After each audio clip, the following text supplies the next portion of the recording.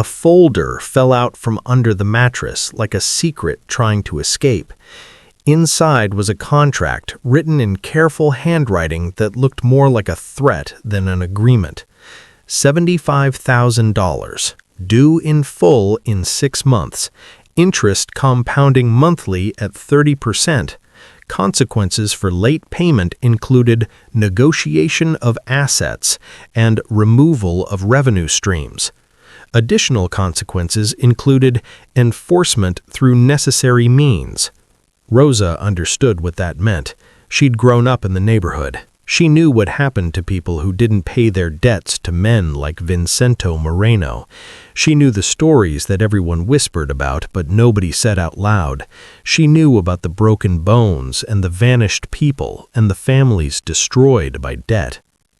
Hello, friends. If this is your first time on the channel, please hit the like button and subscribe for more interesting stories. And if you're watching without subscribing or leaving a comment, come on, that's not fair. Please subscribe. Thanks. To understand how the folder and the debt ended up here, you need to hear what happened at the very beginning. The bakery on 7th and Morrison had been in Rosa Moretti's family for 43 years. She had opened it the same year her husband, God rest his soul, had come back from the war, missing his right leg and his ability to smile. He had come back different, colder, quieter, like something essential had been removed from him and replaced with an absence so profound it seemed to take up space. She had needed something to do with her hands, something that would keep her mind off the way he would sit in the dark kitchen at night, staring at nothing and weeping without sound. The kind of weeping that came from deep inside, from places that words couldn't reach. Baking had saved her life in those early years. It had given her purpose when nothing else made sense. It had given her the rhythm of flour and sugar and time that made sense when nothing else did. She could control dough. She could control fermentation. She could control the oven's temperature. When everything in the world felt chaotic and broken, the bakery was the one place where she understood exactly what needed to happen and when it needed to happen. She had raised her 3 children in the apartment above the shop, listening to them cry, listening to them laugh, listening to the sounds of a life being lived while her husband slowly healed, so slowly sometimes she wasn't sure there was healing at all, just a gradual acceptance of the new version of himself. She had taught them to knead dough the right way, with their shoulders, not just their hands. She had shown them how to tell when bread was perfectly golden by the smell of it, that subtle shift from raw to cooked that meant everything was exactly as it should be. She had loved them fiercely and raised them to be good, honest people, even though her husband's pain sometimes made it difficult for him to show them the love they deserved. By the time he died, peacefully in his sleep, finally free from whatever had been haunting him, she had become the bakery. She was inseparable from it. Her hands smelled like yeast and butter. Her hair always had flour dust in it. Her entire life was organized around the rhythms of baking.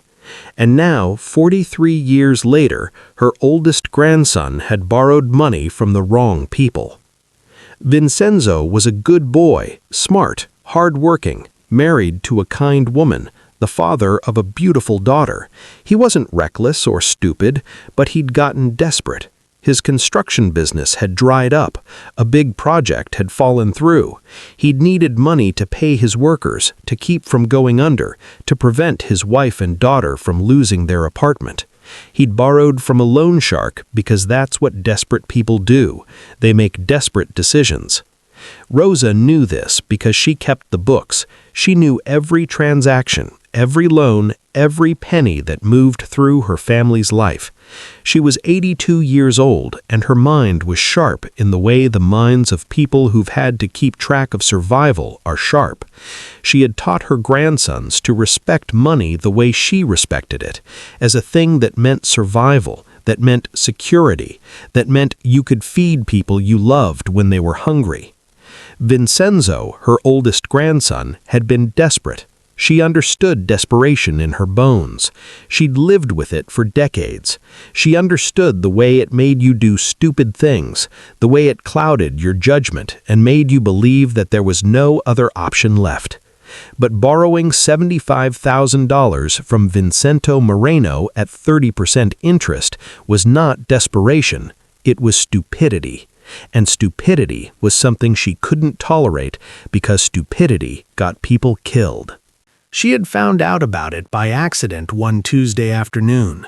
She'd been cleaning Vincenzo's old room. He lived with his wife now, in a small apartment across town, but he still kept some things there, childhood relics and sentimental objects he wasn't ready to let go of, when a folder had fallen out from under the mattress like a secret trying to escape.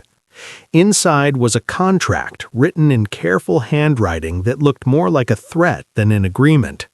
$75,000, due in full in 6 months. Interest compounding monthly at 30%. Consequences for late payment included negotiation of assets and removal of revenue streams. Additional consequences included enforcement through necessary means.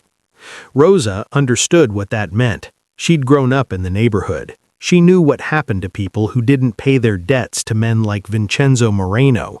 She knew the stories that everyone whispered about, but nobody said out loud. She knew about the broken bones and the vanished people and the families destroyed by debt. Her first instinct had been to call her son, Vincenzo's father, but she'd stopped herself. Her son had enough problems. His business was struggling, his marriage was barely holding together. Adding this would break him. Her second instinct had been to pray, but after 82 years of living, Rosa had learned that prayer worked best when you combined it with action. So she'd packed the folder carefully, put on her best dark dress, the one she wore to funerals and important occasions, and she'd gone to find Vincent Moreno. She knew where to look because the neighborhood gossip network was more reliable than any newspaper. Everyone knew that Vincent Moreno kept his office above the old Italian restaurant on Fifth Avenue, the one that served as a front for whatever his real business was. He'd been taking over the neighborhood slowly over the past 5 years, buying up properties, making deals, establishing himself as the kind of man people paid when they owed money. He was not a man who typically received visitors. His people made sure of that. There were guards at the door, men with the careful positioning of people trained to hurt others. But they'd never encountered an 82-year-old woman in a dark funeral dress carrying a folder. "I need to speak to Mr. Moreno," she'd said, her voice steady and loud. "He's not available," the first guard had said, not even looking at her. "I'm sure he's not, but he will be in about 30 seconds because I'm about to make a lot of noise and I don't think he wants the police involved in his business." The guards had exchanged a look. One of them had gone inside, and 5 minutes later she'd been standing in an office that smelled like expensive cigars and old money, facing a man who looked like he'd been built to intimidate. Vincent Moreno was not what she'd expected. She didn't know what she'd expected exactly, something more obviously dangerous maybe, but Vincent looked almost normal. He was handsome, with dark hair graying at the temples and eyes that suggested he was always calculating something. He was wearing a suit that probably cost more than her monthly rent. He had the kind of confidence that came from always getting what he wanted. "Mrs. Moretti," he'd said, and his voice was surprisingly warm. "Your grandson hasn't sent you here to negotiate, has he? Because that's not how this works." "Your grandson doesn't know I'm here," Rosa had said, placing the folder on his desk with a soft thud that seemed to echo in the quiet office. "He would kill me if he knew, but I'm old enough that I don't particularly care about his opinion anymore. I'm too old to be afraid of him, and I'm too tired to watch my family be destroyed by something stupid." Vincent had smiled. It was a small smile, but real. A smile that suggested he didn't often encounter people brave enough or foolish enough to walk into his office and tell him off. "Sit down, Mrs. Moretti," he'd said. She'd sat. She'd done it with the same dignity she'd walked in with, the same posture she'd maintained while raising 3 children and running a business and keeping a family together through war and loss and all the small catastrophes of being alive. Her back was straight, her chin was high. She looked Vincent Moreno in the eye like she had the right to. "Your grandson owes me a lot of money," Vincent had said, opening the folder and reviewing it as though he hadn't already memorized every detail. "I know exactly how much he owes you," Rosa had replied. Her voice was steady, not scared, not even particularly angry, just matter of fact, like she was discussing the weather. 75,000 becoming 130,000 over 3 years if everything goes according to your plan. Your math is very good, cruel, but very good. "It's the interest that motivates people to pay on time," Vincent had said, watching her with the expression of someone trying to figure out if she was a threat or a lunatic. "It's the math that makes the system work. It's the only language people understand." "The system is designed to fail," Rosa had said. "You know this. You know it perfectly. Your system is designed so that people can't pay back what they owe, so they default, so you take their assets, so you destroy their families. That's the real business, isn't it? Not the lending, the taking, the breaking." Vincenzo had leaned back in his chair. He had a scar on his left cheekbone, thin and pale, barely visible unless you were looking for it. She wondered what story that scar told. "You're very smart, Mrs. Moretti," he'd said, "but being smart doesn't change anything. Your grandson made a deal. He needs to honor that deal." "He can't," Rosa had said flatly. "He doesn't have it. He's never going to have it. And you know this. You knew this when you loaned it to him. You knew he was desperate, and you loaned him money specifically because you knew he couldn't repay it." "Then I guess he's in trouble," Vincenzo had said, but something in his expression had shifted. "He's not the only one in trouble," Rosa had said. "If something happens to my grandson, if he gets hurt, if he loses everything, my son loses everything, my family loses everything, and I will spend whatever money I have left making sure that the police understand exactly who is responsible for that loss. I will become the most annoying old woman in this precinct. I will file complaint after complaint. I will remember the names of every single one of your guards. I will describe them to the police with the kind of detail that will make their jobs very difficult." "Are you threatening me, Mrs. Moretti?" Vincenzo had asked. He didn't sound angry. He'd sounded almost amused. "I'm explaining the situation," Rosa had replied. "You have a choice. You can destroy my family, which will bring police attention and complications, or you can work with me to find a solution that doesn't destroy anyone." Vincenzo had studied her for a long moment. "What kind of solution?" That's when Rosa had told him about the bakery. The bakery had been struggling for the past 5 years. Rosa knew this, even though she tried to hide it from her family. The neighborhood was changing. Young people were moving away. New coffee shops were opening that served fancy pastries made by professional bakers who'd trained in Europe. The old ways were dying. But the bakery still had something. It had history. It had customers who came back because their parents had come back and their grandparents before them. It had a reputation for quality that was almost impossible to replicate. And most importantly, it had location. It was on a prime corner on 7th and Morrison, the kind of location that a smart businessman could turn into something profitable. "I'm going to restructure your grandson's debt. He's going to work for you, legitimate work, not anything that involves violence or anything illegal. He's going to help you renovate the bakery, update it, make it profitable again, and his payment towards his debt will be a percentage of the profits until the debt is paid off." "Why would I do that?" Vincenzo had asked. "Because a business in this location is worth more than the $75,000 you loaned my grandson," Rosa had said. "Because a profitable business is better than broken kneecaps. Because, Mr. Moreno, you're going to find out eventually that hurting people is not nearly as satisfying as building something."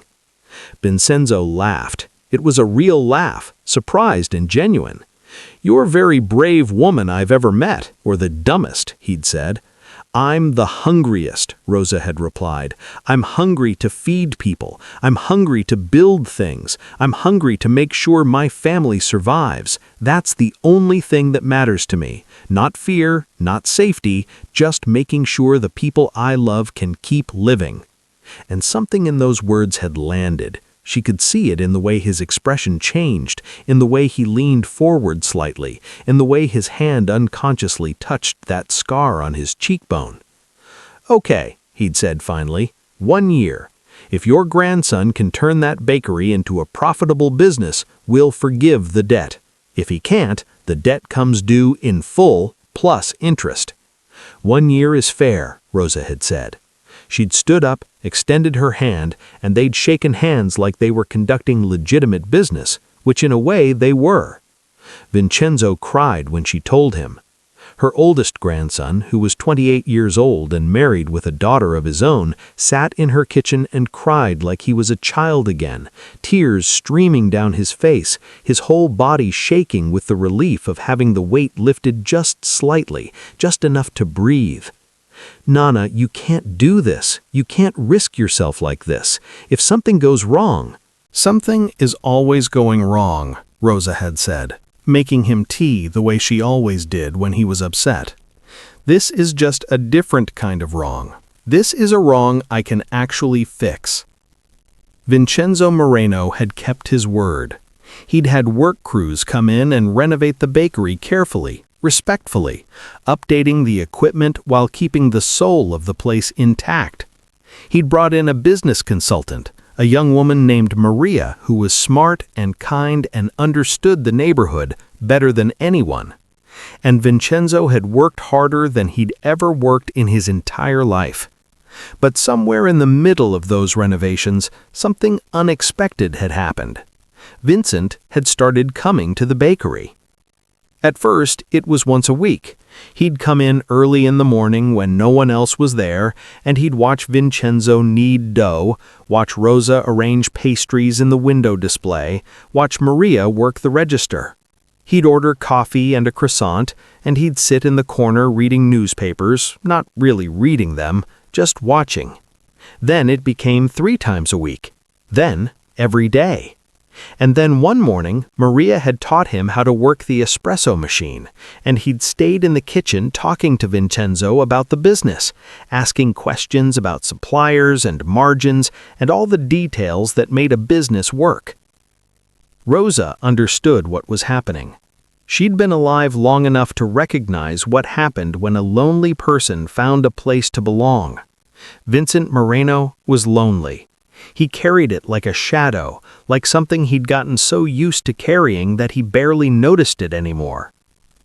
3 months into the renovation, Rosa had found him sitting in the bakery at midnight, the lights off except for the small lamp above the counter. He was reading a book, Italian poetry. "You can't sleep either?" she'd asked, settling into the chair across from him with a cup of tea. "I don't sleep much. Gets boring, lying in bed awake." "Yes," Rosa had agreed. "My husband was like that. After the war, he used to say that sleeping meant facing his dreams, and his dreams were worse than anything real life could offer." "Your husband was a good man?" "He was broken," Rosa had said, "but that didn't make him bad. Broken things can still be useful. Broken things can still hold things. My husband held me together when I thought I was going to fall apart. He held our children. He wasn't perfect, but he was exactly what I needed." Vincent had set down his book. "Why are you telling me this?" "Because I think you're also broken," Rosa had said, "and I think you've spent so long breaking other people that you forgot you could just stop. You could just choose to do something different." "It's not that simple," Vincent had said. "It's exactly that simple," Rosa had replied.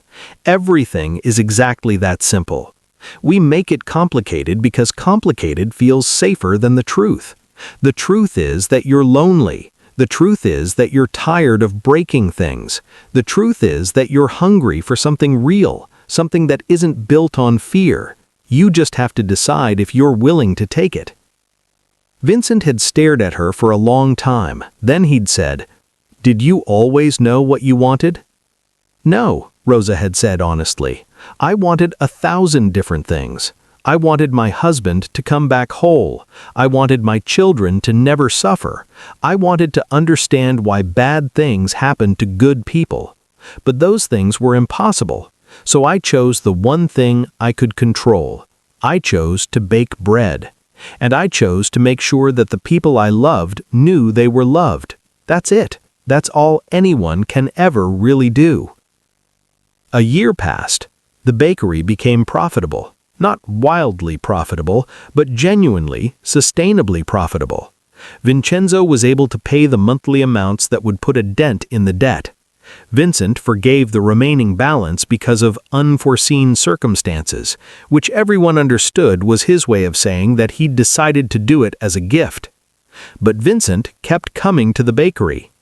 He started training the staff. He started managing the finances. He started treating it like his own business, which, in a way, it had become. He and Vincenzo would argue about suppliers and menus and marketing strategies, and Vincenzo would get frustrated with him, and then they'd both laugh, and it would become clear that they'd developed something that looked suspiciously like friendship. Maria started coming in the evenings after her shift ended. She'd bring documents that needed Vincent's attention, and they'd review them together. And somewhere in the middle of quarterly reports and profit margins, they'd realize they were flirting. Vincenzo's wife came to understand that her husband's savior and his creditor and his now friend had essentially become part of the family. And Rosa sat in her apartment above the bakery, and she watched all of this happen. And she understood that she had been right, that broken things could still build beautiful things, that fear could be transformed into something else, that sometimes the bravest thing you could do was look someone dangerous in the eye and refuse to be afraid. 2 years after Rosa had walked into Vincent's office with a folder and a threat, Vincent came to see her. It was early morning. The bakery had just opened. The smell of fresh bread filled the air. That perfect smell that Rosa associated with hope and new beginnings. She was in the kitchen, making pasta by hand, the way she always did.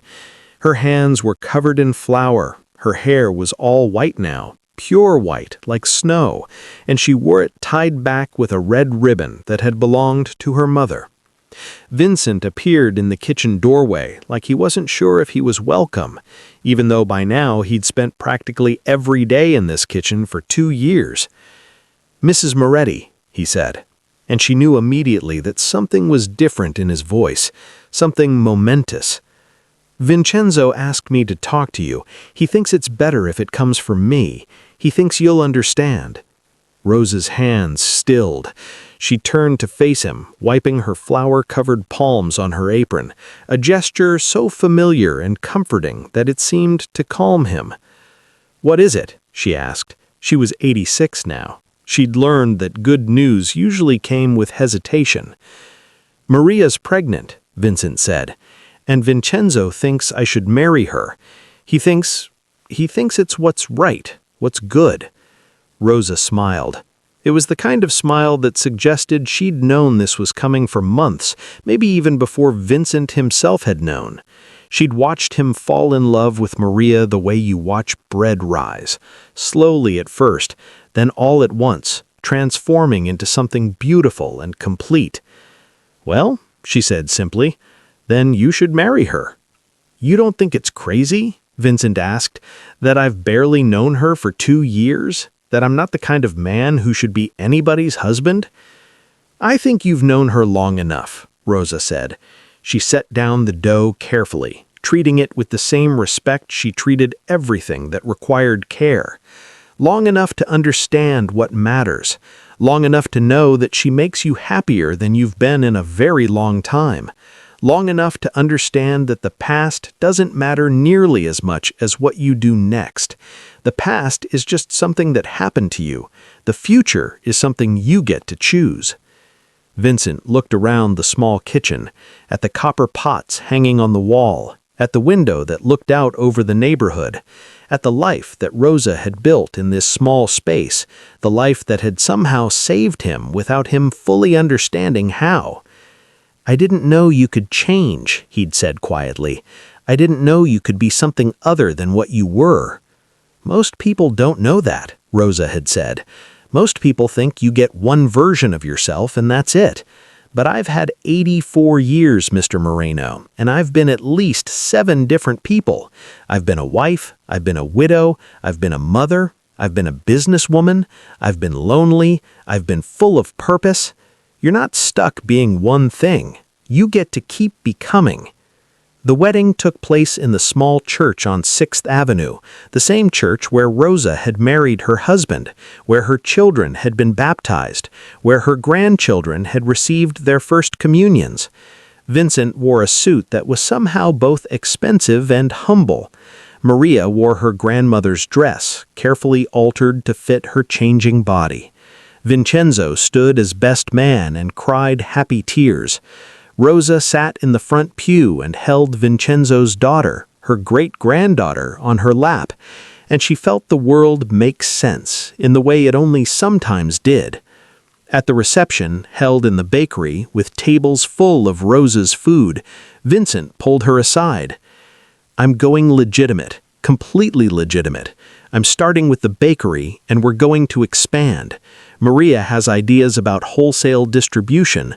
Vincenzo wants to open a second location. I'm getting out of the other business, the real business, and I'm getting out clean." "How?" Rosa asked. "Carefully, with money and time and smart lawyers, but it's possible. I've already started. Half my businesses are being wound down, the other half are being sold. In 2 years, I'll just be a legitimate businessman. In 5 years, nobody will even remember what I was before." Rosa took his hands. He'd looked surprised by the gesture, by this old woman grabbing his hands like she had a right to touch him. "Thank you," she had said. "For what?" Vincent had asked. "For choosing to become someone better, for letting me help you, for proving that it's possible." 5 years later, the bakery had expanded to 3 locations. Vincent and Maria had 2 children. Vincenzo opened a small restaurant that specialized in traditional Italian food. The neighborhood had changed, had gentrified, had become something new, but the bakery remained. The original bakery, the one Rosa had opened 43 years ago, remained a cornerstone of the community. Rosa was 89 years old now.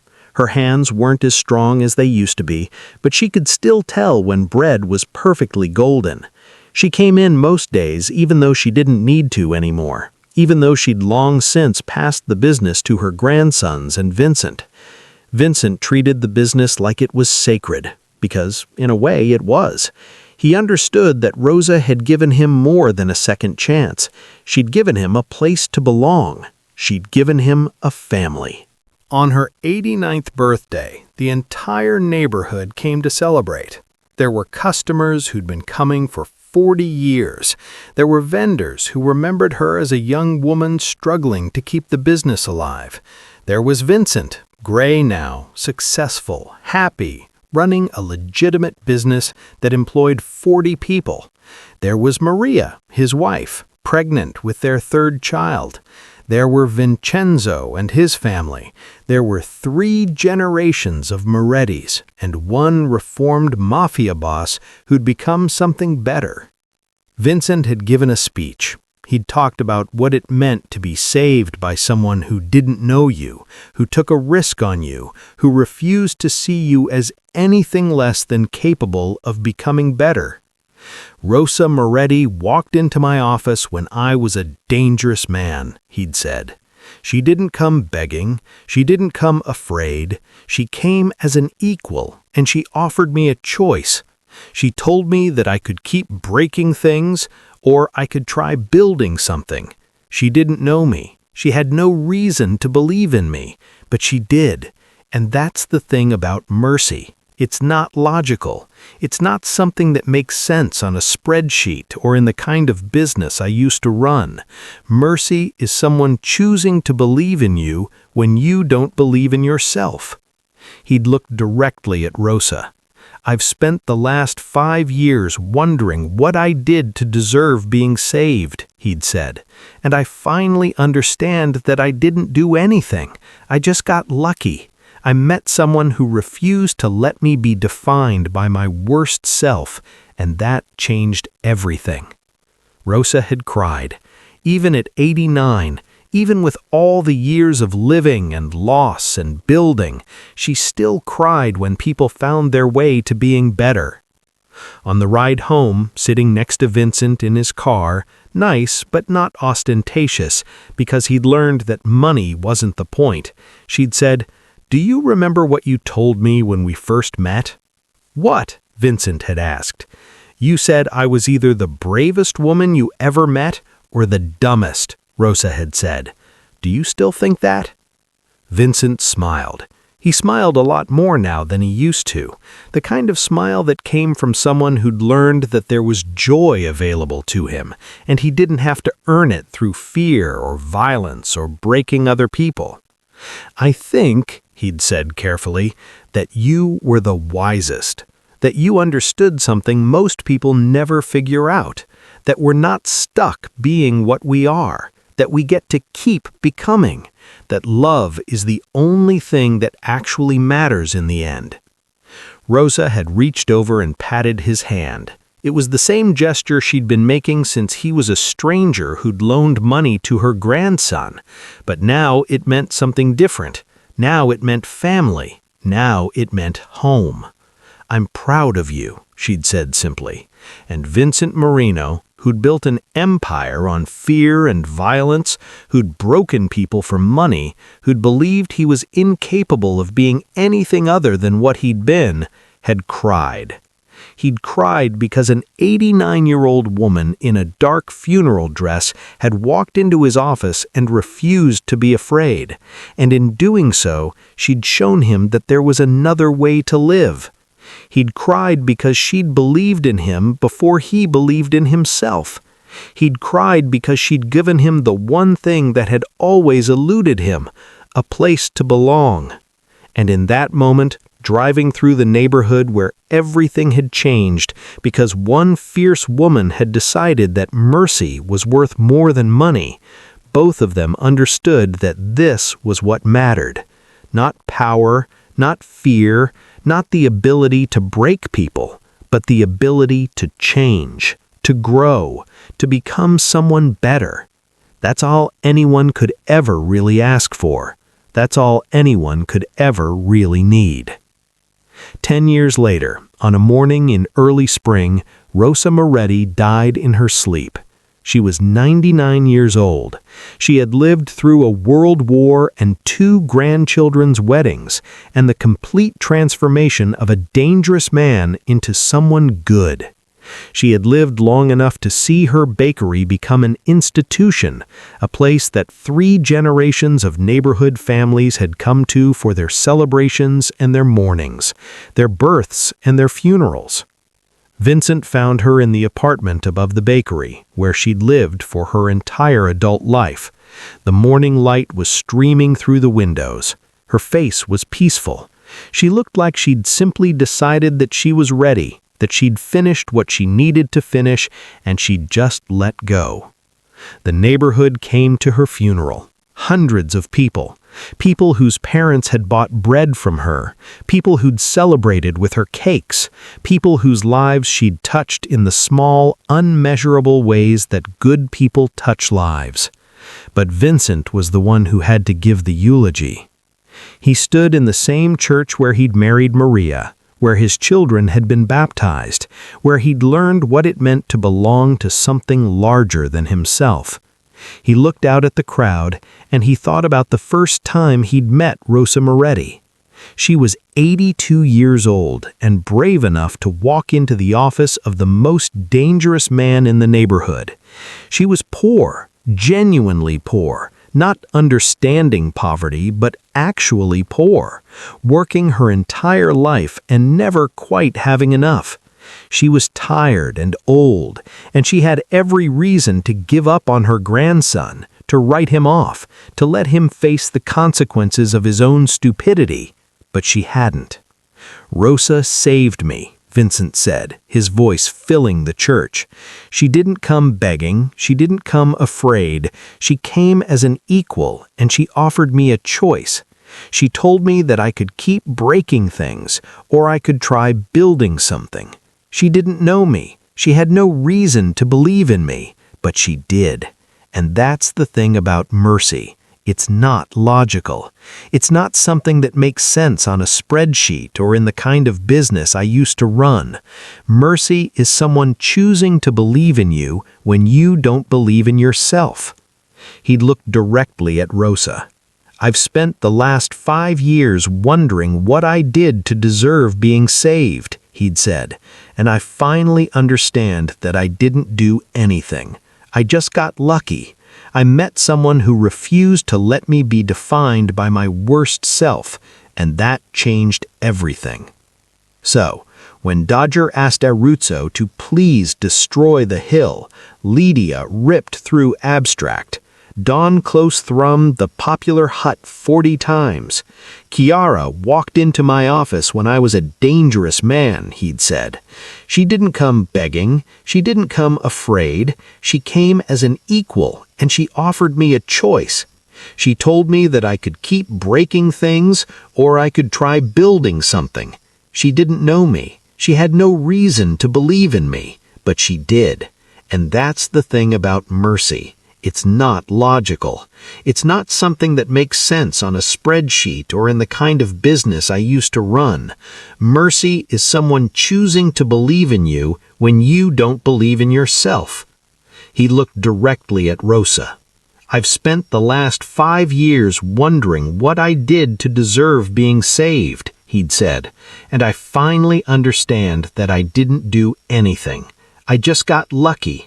I met someone who refused to let me be defined by my worst self, and that changed everything." The bakery would last another 50 years.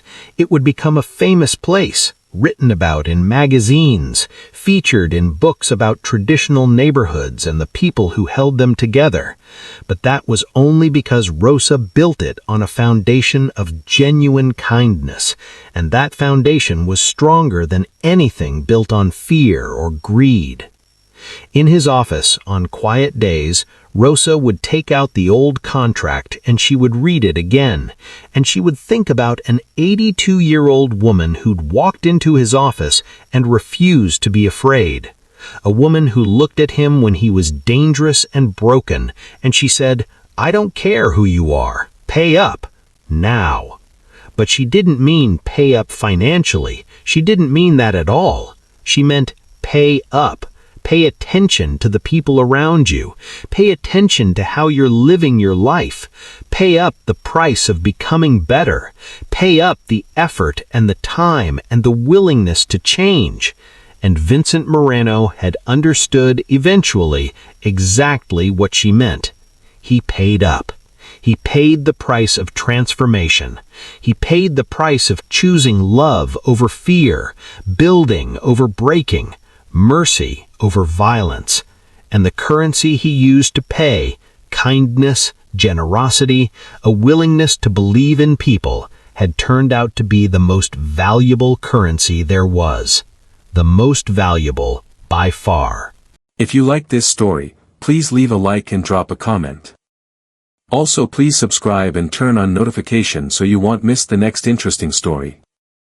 We wish everybody watching a good health and light in our path.